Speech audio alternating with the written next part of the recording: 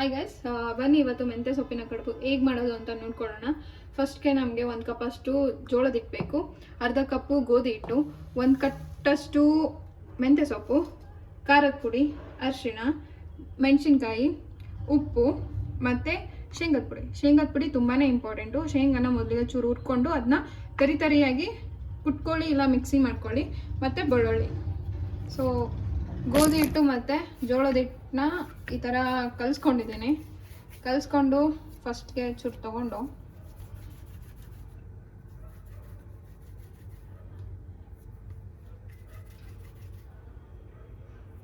ಇದರಲ್ಲಿ ನಾವು ತುಂಬ ವೆರೈಟಿಯಾಗಿ ಕಡುಬುನ ಮಾಡ್ಕೋಬೋದು. ಈಸಿಯಾಗಿ ಚೂರು ಹಿಂಗೆ ರೌಂಡ್ ಮಾಡಿಬಿಟ್ಟು ಹಿಂಗೆ ಪ್ರೆಸ್ ಮಾಡಿಬಿಡಿ. ಇದು ಒಂಥರ ಆಯಿತು.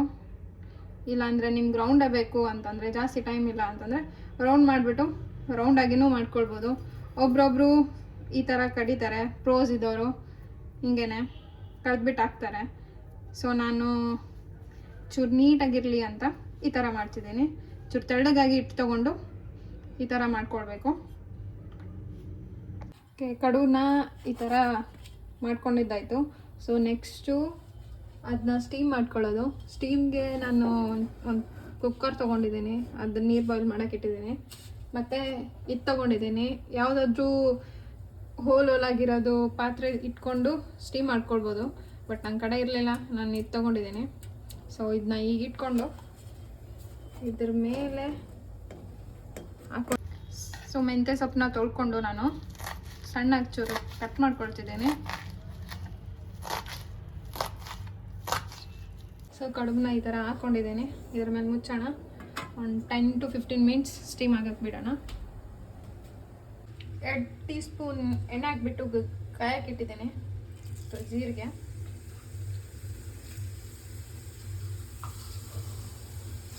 ಸಾಸಿವೆ,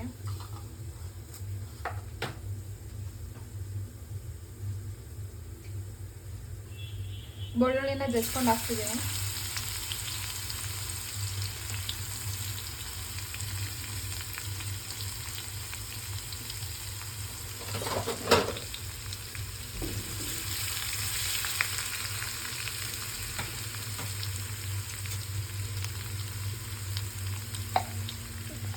ಹಸಿಮೆಣಸಿನ್ಕಾಯಿನ ಚೂರು ರುಬ್ಕೊಂಡಿದ್ದೀನಿ.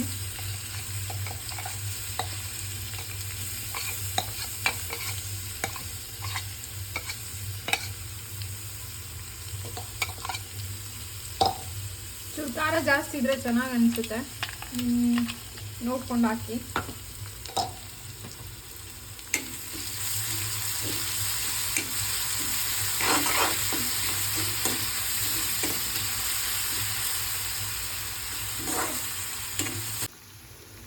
ಮೆಂತ್ಯ ಸೊಪ್ಪು ಕಟ್ ಮಾಡ್ಕೊಂಡು ಇಟ್ಕೊಂಡಿದ್ವಿ, ಅದನ್ನ ಹಾಕ್ತಿದ್ದೀನಿ.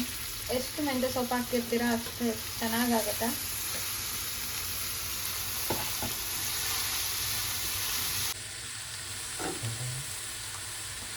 ನೋಡಿ, ಸೊಪ್ಪು ಹಾಕಿದಾಗ ಫುಲ್ ಇದು ತುಂಬ ಆಗಿಬಿಟ್ಟಿತ್ತು. ಇವಾಗ ತಾನಾಗೆ ಬೆಂದ್ಕೊಂಡು ಇಷ್ಟಾಗಿದೆ. ಒಂದು 5 ನಿಮಿಷ ತಾನಾಗೆ ನೀರು ಬಿಟ್ಕೊಂಡು ಬೆಂದ್ಕೊಳ್ಳುತ್ತೆ. ಸೊ ಅದಾದಮೇಲೆ ಕಡುಬನ್ನ ಸ್ಟೀಮ್ ಮಾಡ್ಕೊಂಡು ಇಟ್ಕೊಂಡಿದ್ವಿ, ಅದನ್ನ ಹಾಕ್ಕೊಳ್ಳೋಣ.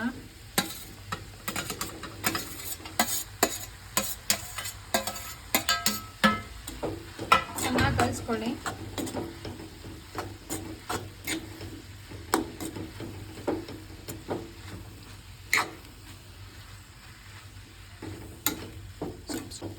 ಇದನ್ನ ಚೆನ್ನಾಗಿ ಕಲಿಸ್ಕೊಂಡಿದ್ದೀನಿ ಇವಾಗ. ಸೊ ಶೇಂಗದ ಪುಡಿ ಮಾಡ್ಕೊಂಡಿದ್ವಿ, ಅದನ್ನ ಹಾಕ್ತಿದ್ದೀನಿ.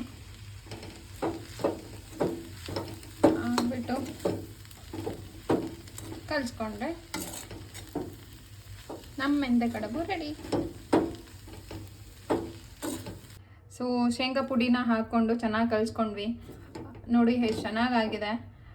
ಇದನ್ನ ಲಂಚ್ಗೆ ತುಂಬ ಚೆನ್ನಾಗಿರುತ್ತೆ.